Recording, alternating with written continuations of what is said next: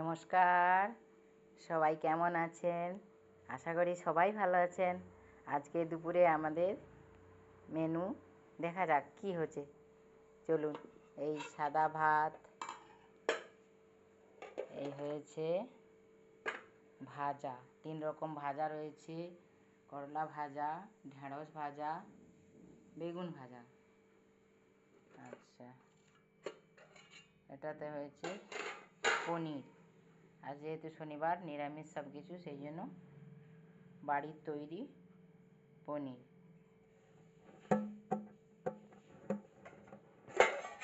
আর এইটা রয়েছে ঝিঙে পোস্ত, আর এইটা রয়েছে সাম্বর ডাল করেছি, কসুরি মেথিও দেওয়া আছে, আর কারিয়া পাতা ফোড়ন দিয়ে সাম্বর ডাল খেতে খুব টেস্টি হয়। আমাদের বাড়ির সবাই খুব পছন্দ করে, আপনারাও করে দেখবেন। আর এটা রয়েছে বাড়ির তৈরি আম দিয়ে আচার। এই ছিল আজকে মেনু।